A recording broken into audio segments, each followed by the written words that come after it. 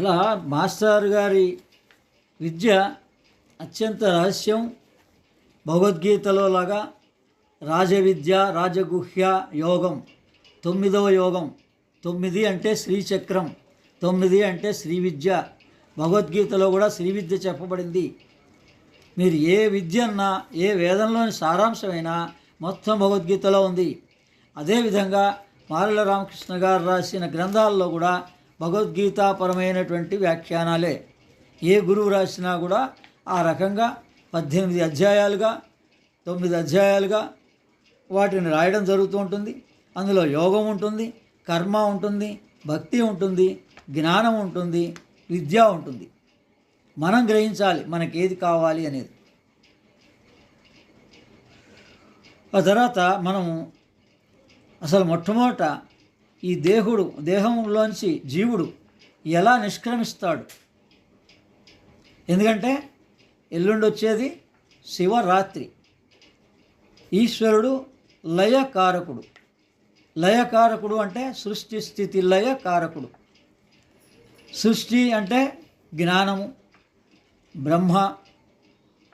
మనం ఏ నాలెడ్జ్ అయితే కోరుతున్నామో లౌకికమైన, ధనపరమైన, వస్తుపరమైన జ్ఞానాన్నే మనం పొందడానికి 20 సంవత్సరాలు 25 సంవత్సరాలు కృషి చేస్తున్నాం. కానీ మన ఆధ్యాత్మికమైనటువంటి భగవద్గీతని తెలుసుకోవాలని కానీ, రామాయణంలోని రహస్యాలు తెలుసుకోవాలని కానీ, మహాభారతంలోని రహస్యాలు తెలుసుకోవాలని కానీ ఒక్క 4-5 సంవత్సరాల పాటు ఒక కోర్సులాగా మనం తెలుసుకోవడానికి ప్రయత్నించిన నిజమైన ఆధ్యాత్మికత అవుతుంది. అది జ్ఞానం. అందుకని ఇందులో బ్రహ్మజ్ఞానం అంటే ఏంటో కూడా చెప్పడం జరుగుతుంది. ఏ జ్ఞానం బ్రహ్మజ్ఞానం అవుతుందో కూడా మనం తెలుసుకోవచ్చు. అలాగే మిగిలినంతా స్థితే. ఆ స్థితికారకుడు నారాయణుడు, లక్ష్మీనారాయణుడు. అందుకని ఆ స్థితి కావాలన్నా మహాలక్ష్మి మంత్ర ధ్యానాన్ని చెయ్యాలి. అటువంటి మహాలక్ష్మి మంత్ర ధ్యానానికి కూడా మనం శ్రద్ధ వహించటం లేదు. అంటే మీరు వినేవాళ్ళని గురించి కాదు, మీరు అపోహ పడకండి. ఇది రికార్డ్ అయ్యి ఆ క్లాస్కి అటెండ్ కాని వాళ్ళందరూ ఏమన్నా వాళ్ళలో చలనం వస్తుందేమోనని మాస్టర్ గారి ప్రయత్నం. మీరు రెగ్యులర్ అటెండ్ అయ్యేవాళ్ళు మానకుండా ఇంకా వేరే వాళ్ళని కూడా రమ్మని ప్రోత్సహించి మీ వరకు మీరు మీ ప్రయత్నం మీరు చేయండి. ఇంకెంతమంది వచ్చారు అనేది చూడకండి. ఇది ఏం చెప్తున్నారు ఇక్కడ? నిష్కామ కర్మయోగం. భగవద్గీత అంతా కూడా ఏం చెప్తుంది? నిష్కామ కర్మయోగం. అది ఎలా చేయాలి, అదే రహస్యం. అని దాన్ని వివరించే ప్రయత్నం చేస్తున్నాం అత్యంత రహస్యంగా. అందుకని దీన్ని పొద్దున క్లాసులో కాకుండా ఇప్పుడు సాయంత్రం క్లాసులో చెప్పడంలో ఉద్దేశం అది. అందుకని వాళ్ళు జాయిన్ కావరని తెలుసు. పరమాత్మను దర్శించడానికి ప్రాచీన కాలం నుంచి ఋషులు ఎన్నో మార్గాలు ఉపదేశించారు. అందుకని ఆ పరమాత్మ ఎవరైతే ఉన్నారో, ఈశ్వరుడు అంటే సృష్టి స్థితి లయ మూడిటికి కారకుడు. కానీ ప్రధానంగా లయాన్ని పొందిస్తాడు. అంటే మన జీవితాన్ని చిట్ట చివర మోక్షాన్ని పొందించే బాధ్యత ఈశ్వరుడిది. అందుకని ఆ ఈశ్వరుడికి మనం ఆరాధన ఎంతవరకు చేయొచ్చు? చాలా సులభంగా. ఒక రాయిని లింగంగా భావించి ఒక గ్లాసు నీళ్లతో ఆయనకు అభిషేకం చేసినా తృప్తి చెందుతాడు. భోళా శంకరుడు. కానీ అది ఆ పరమాత్మని తెలుసుకోవడం కోసం మనం భూమి మీదకి వచ్చాం. మన మానవుడిగా పుట్టింది పరమాత్మని తెలుసుకోవడానికి. మనమేమనుకుంటున్నాం? ఒక శివలింగం చూసి ఈయన ఈశ్వరుడు, ఒక విష్ణు ఆలయం పోయి ఈయన శంకు చక్రాలంటే ఈయన విష్ణువు, మనకు తెలుసు అనుకుంటున్నాం భగవంతుడని. వీళ్ళంతా దేవతా స్వరూపాలు, భగవంతుడు కాదు, పరమాత్మ యొక్క అంశాలు. పరమాత్మ అనేటువంటి వాడికి నామరూపం లేదు. ఆ పరమాత్మను తెలుసుకోవడానికి ఋషులు వేల సంవత్సరాలు తపస్సు చేశారు. మరి మనకి ఆ తెలుసు అనే భావన, అదే అహంకారం వస్తుంది. అందుకని జన్మకొక శివరాత్రి. జన్మ మొత్తంలో కూడా ఒక్కరోజు మీరు సిన్సియర్గా 24 గంటలు పార్టిసిపేట్ చేసినా మీకు మోక్షం వచ్చేస్తుంది. అది ఎలా చేయాలో గురువుని అడిగి ఆ పద్ధతిలో చేయాలి. పరమాత్మను దర్శించడానికి ప్రాచీన కాలం నుంచి ఋషులు ఎన్నో మార్గాల్లో ఉపదేశించారు. అన్ని మార్గాల్లో కూడా సహజ నిష్కామ కర్మ యోగం మార్గమే అత్యుత్తమము. దీన్ని సాధన చేయడానికే జీవునికి ప్రథమ ధర్మము అని మహర్షులు చెప్పారు. 84 లక్షల జీవరాశుల్లో పుట్టి చచ్చి తుదకు దుర్లభమైనటువంటి మానవ జన్మనెత్తి దేహం విడిచిన తరువాత ఈ జీవుడు మేఘమండలంలోకి పైకి వెళ్తాడు. ఆయనతో మనస్సు కూడా ఉంటుంది. అప్పుడు తన అనేక జన్మల సంస్కారాలు కోరికలు ఈ మనస్సు అనబడతాయి. ఈ కోరికల్ని అనుభవించవలననే ఆకాంక్ష జీవుల్లో ఉంటుంది. ఇట్టి కోరికలతో మళ్ళీ భూమి మీదకి తిరిగి వస్తాడు. కోరికలతో పుడుతున్నాడు, కోరికలతోటే చనిపోతున్నాడు. తిరిగి ఆ కోరికలు తీర్చుకోవడం కోసం మళ్ళీ భూమి మీదకి వస్తున్నాడు. అసలు మనం ఆత్మస్వరూపుడిని అన్నప్పుడు కోరిక పెట్టవలసిన అవసరమే లేదు. మనం ఆనంద స్వరూపుడిని అని మన నిజస్వరూపం తెలిస్తే మనం కోరిక పెట్టవలసిన అవసరమే లేదు. ఇది రమణ మహర్షి చెప్పినటువంటి చాలా సులభమైన మార్గం. ఆ ఈశ్వరుడే భూమి మీద రమణ మహర్షిగా వచ్చాడు. మనం ఈశ్వరుడు అనగానే, శివరాత్రి అనగానే ఎన్ని సంవత్సరాల నుంచి ఒకే పద్ధతిలో ఆచరిస్తుంటాం. కానీ ఆ శివరాత్రి రోజున రమణ తత్వాన్ని, రమణ మహర్షి యొక్క పుస్తకాన్ని, లేకపోతే నేనెవరిని అని కామ్గా కూర్చొని ఆలోచించిన మీకు చక్కగా ఆ జ్ఞానం వచ్చేస్తుంది. ఆ రోజు మాత్రం మీరు ఎంతసేపు ధ్యానం చేసినా నేనెవరిని అంతే అనుకొని మీరు కనుక ఆ శ్వాసని గమనిస్తూ, శ్వాస ఆగిపోయిన తర్వాత, ఆలోచనలు ఆగిన తర్వాత ఉన్నది జ్ఞానమే. ఆ స్థితి ఆ రోజున తప్పనిసరిగా వస్తుంది.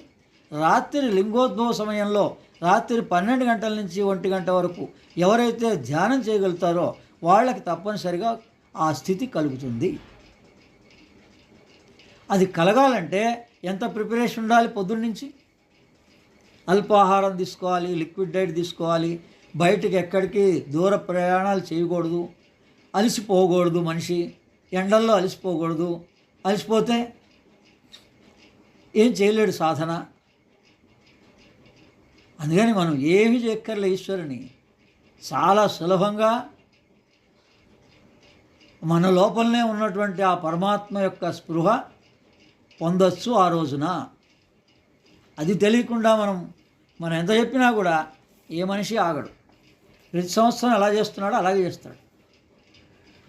అందుకని ఇది తద్వారా ఏమవుతుంది? ఇట్టి కోరికలతో మరల భూమిపై జన్మించవలనని సంకల్పిస్తాడు. ఎలా జన్మిస్తున్నాడో కూడా ఆలోచించుకోండి. వర్షాన్ని ఆధారం చేసుకొని ఈ భూమిపైకి వస్తాడు.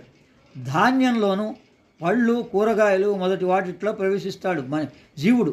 ఈ జీవుడు ప్రవేశించిన ఆ పదార్థం ఏ జంతువైనా తింటే దాని మలమూత్రాల ద్వారా బయటకు వస్తాడు.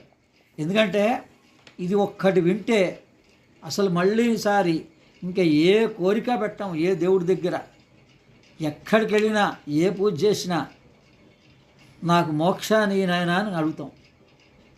ఎంత దుర్బలమైనటువంటి పరిస్థితిని మనం ఎదుర్కోబోతున్నామో చాలా స్పష్టంగా తెలియజేశారు.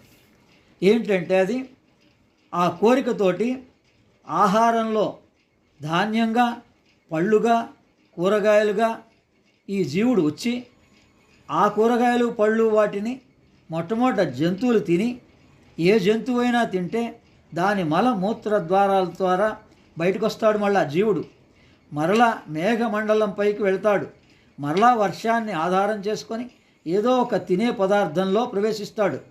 ఆ పదార్థాన్ని బాలుడు లేదా నపుంసకుడు లేదా సన్యాసి తీసుకున్నట్లయితే వారి మలమూత్రాల ద్వారా బయటకు వస్తాడు. మళ్ళా ఆకాశంలోకి పోతాడు. వర్షాన్ని ఆధారం చేసుకొని మరలా భూమిపైకి వస్తాడు. ఇలా పైకి కిందికి, పైకి కిందికి. దీన్నే పునరపి మరణం పునరపి అని చెప్పేసి ఆశంకరాచార్యులు శ్లోకంలో రాశారు. జఠరే శయనం అని. జీవుడు ఆశ్రయించిన పదార్థాన్ని ఒక యువకుడు తీసుకుంటే అతడు వాని వీర్యాన్ని ఆశ్రయిస్తాడు. ఒక్క బొట్టు ద్వారా అలా ఆ గర్భంలో ప్రవేశిస్తాడు, తల్లి గర్భంలోకి. ఈ విధంగా ఉంటుంది మన ప్రయాణం. అందుకని ఈ నిష్కామ కర్మయోగాన్ని మనం ఎలా చేయొచ్చు? యోగ బలం చేత ప్రాణశక్తిని కనుబొమ్మల మధ్య బాగా నిలిపి మనస్సు నిర్మలం చేసి చూస్తూ ఉన్నట్లయితే దివ్య పురుషుడి దర్శనం ఖచ్చితంగా లభిస్తుంది. జీవుడు అనగా ఇప్పుడు జీవుడు అంటే ఏంటో నేనెవరిని అని తెలుసుకోవడం ఎంత సులభంగానో చెప్తున్నారు. జీవుడు అనగా ప్రాణం, ప్రాణం అనగా శ్వాస, శ్వాసల్ని బయటకి లోపలికి ఆడించడమే జీవుడు చేస్తున్న నాటకం. ఆ అచంచలమైనటువంటి శ్వాసను నిశ్చలం చేసుకోవడమే ఆత్మ సాక్షాత్కారం. దేవతలంటే కనురెప్పలు వేయని వారు. మనం ఏం చేస్తున్నాం? సాధన ద్వారా ఆ దేవతలం కాగలం. మొదట ప్రాణారాధన నేర్చుకోవాలి. మన ప్రాణాన్నే ధ్యానించడం నేర్చుకోవాలి. అప్పుడు మనలో ఉన్న దేవతాశక్తే పూర్తిగా అణువణువున ప్రవేశిస్తే మనం దేవత అవుతాం. అంటే కనురెప్పలు ముయ్యకుండా ఎంతసేపు అయినా చూడగలుగుతాం. అంటే కనురెప్పలు తెరిచినా ధ్యానం కేంద్రీకృతం అవుతుంది, కనురెప్పలు మూసినా ధ్యానం కేంద్రీకృతం అవుతుంది. ఇదే పద్ధతి రమణ మహర్షి ఆచరించి చూపించాడు లోకానికి. ఆయనే ఈశ్వరుడు. మనం నమ్మితే అరుణాచల శివ అరుణాచల శివ అని శివరాత్రి రోజున ఆయన్ని ధ్యానం చేస్తూ ఆయన పుస్తకాన్ని స్వాధ్యాయనం చేస్తూ మనం ఇలా గాయత్రి మంత్రాన్ని, మహాలక్ష్మి మంత్రాన్ని ప్రాణాయామ పూర్వకంగా ఆచరిస్తే మనం ధన్యులు అవుతాం. మనకు కావలసినంత జ్ఞానం మనకు ప్రాప్తిస్తుంది, మనకు కావలసినంత ఆనందం మనకు కలుగుతుంది. ఇది వదిలేసి మనం ఇంకెన్ని శ్రమలు పడతారో మళ్ళీ రేపు పొద్దున 27వ తారీఖున మనం కలిసినప్పుడు మాట్లాడచ్చు. అందరూ ఎక్కడెక్కడ తిరిగారో, ఎక్కడెక్కడ సమయాన్ని గడిపారో